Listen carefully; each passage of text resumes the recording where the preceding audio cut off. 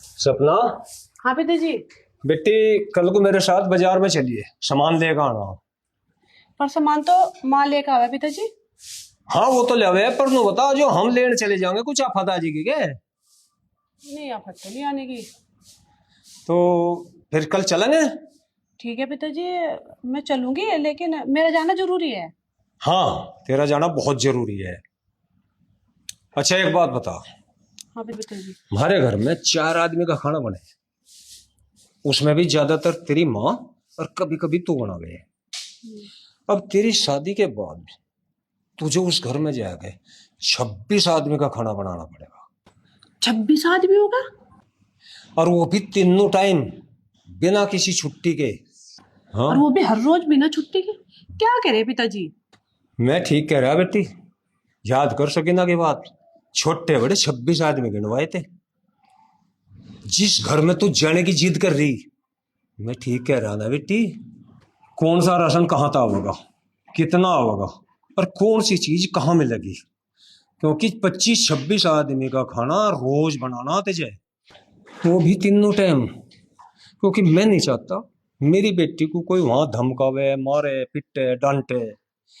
एक हफ्ते में अपनी बेटी को सारा काम सिखाना चाहूँ, यही मेरी कोशिश है। पिताजी आप कितना सोच रहे हैं मेरे बारे में? सोच तो बहुत कुछ रखा बेटी, पर क्या करूं, मजबूर हूं। मेरे बच्चों की सोच मेरे तो कुछ आगे है। ठीक है बेटी, कल बाजार चलेंगे, कोई बात नहीं।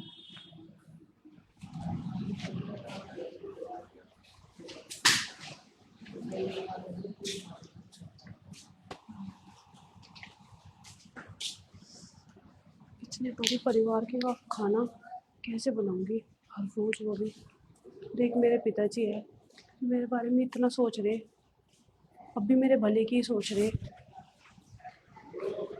बेटी तेरे हर फैसले में हम तेरे साथ हैं, और तेरी आने वाली जिंदगी में भी कोई फैसला होगा तो उसमें भी हम तेरे साथ हैं, तो चिंता मत करें। हाँ मम्मी, अगर कोई मुझे परेशान करेगा वो ना छोड़ कर जाऊंगी। ना बेटी, छोड़ के नहीं आए करते, इनमें तो हलाला हुआ है। हलाला?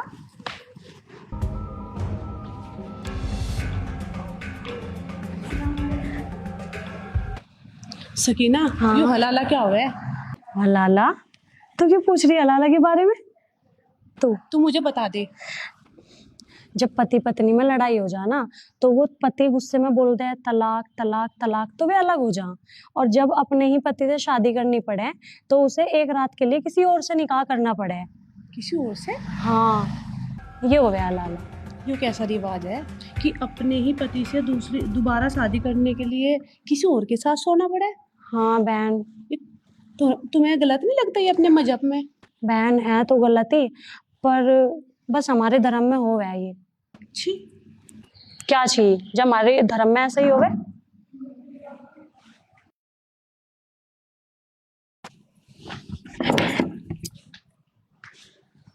सपना। हाँ पिताजी। बेटे बाजार में तो बाद में चलेंगे, पहले तो लयू बना दे। ये क्या है पिताजी? देख ले बेटा।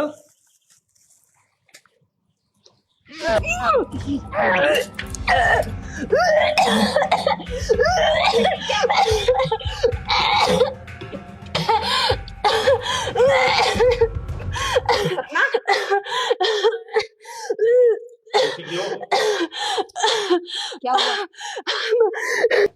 क्या हुआ सपना बेटी, तबीयत तो ठीक है तेरी? माँ पता नहीं पिताजी क्या लिया है।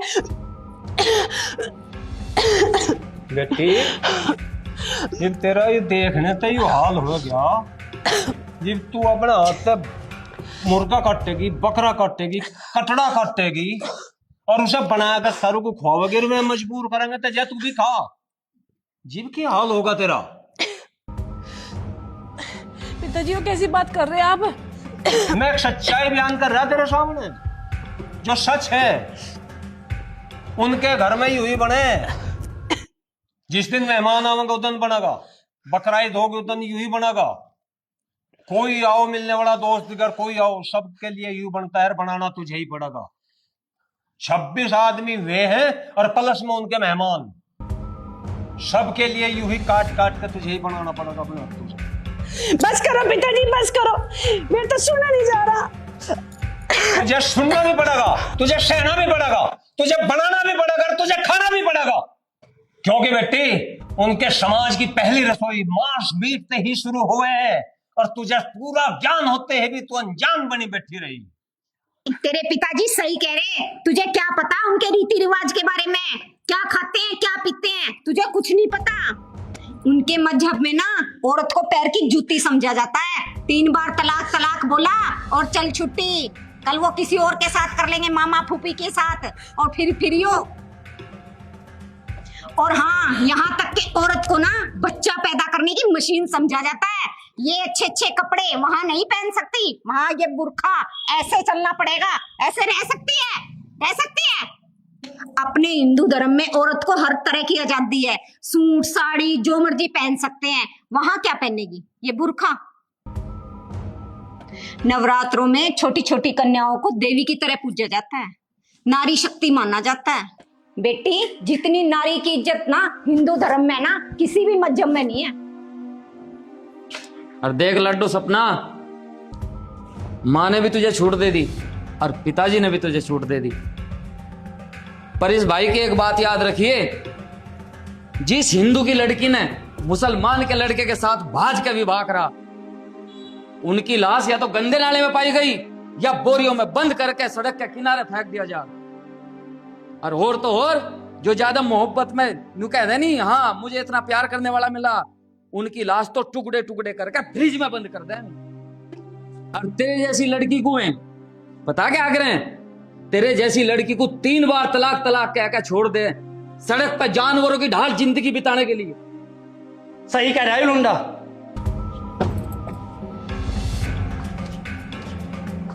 आज हमारे उत्तर प्रदेश में ये लव जिहाद दिन प्रतिदिन बढ़ता जा रहा है, और जिसकी शिकार ये हमारी भोली भाली लड़की होती जा रही है।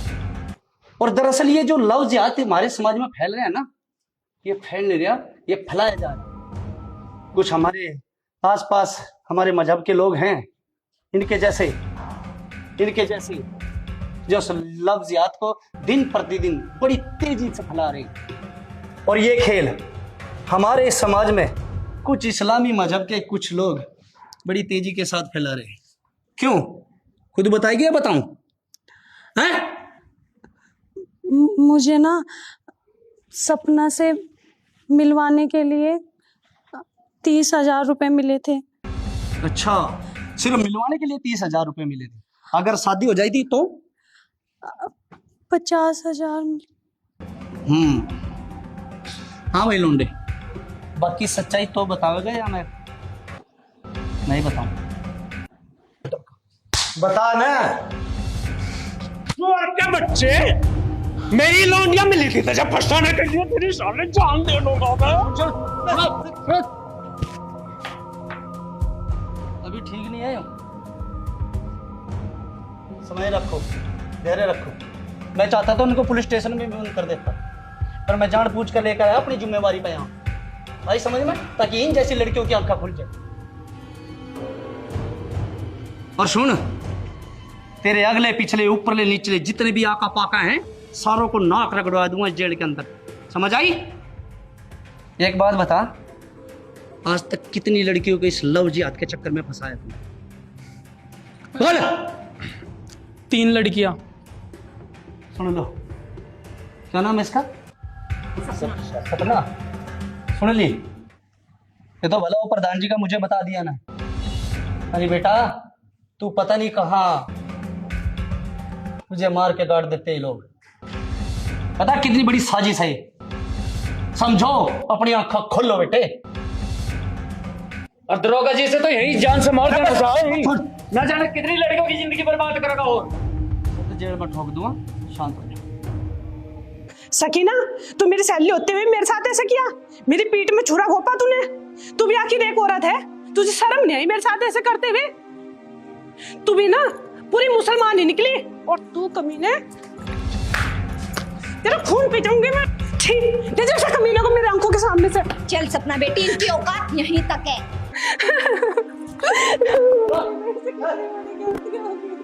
मेरे कोई बात नहीं बेटा, गलती बच्चों से ही होती है। कोई नहीं। और पिताजी आप भी मुझे माफ, नहीं बेटी नहीं नहीं करते। मेरे तो बहुत बड़ी गलती होगी, आपने मेरी जिंदगी नरक होने से बचा ली, बता वरना पता नहीं क्या होता मेरा। आपने अपने पिता धर्म को निभाया है बहुत अच्छे तरीके से।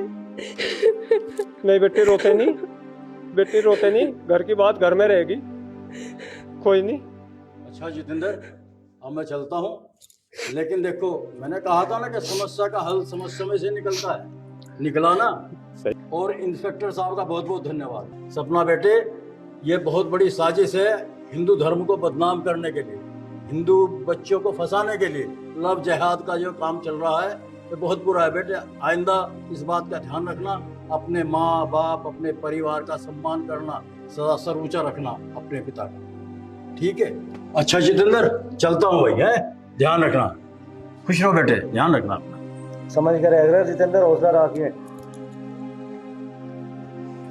देखा बेटे हैं, अपने हिंदू धर्म के कितने अच्छे लोग हैं, उन लोगों के जरा देख लेना तुमने क्या पाया उनका। अब समझ गई, तेरा भाई है, तेरी माँ है, तेरा पापा है, हैं? ठीक है।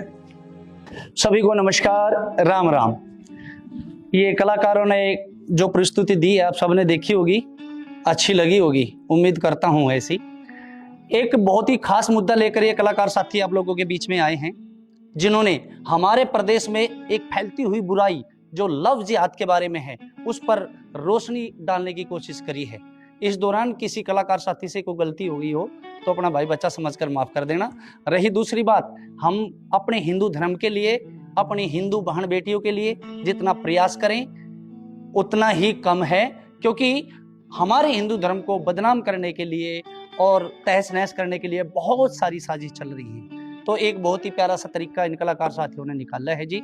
और सभी बहन बेटियों से तो मैं यही कहूँगा कि अपने माता पिता के कहने में जरूर चले, क्योंकि उनके माता पिता उनके भले की ही सोचते हैं। ठीक है जी, जय हिंद,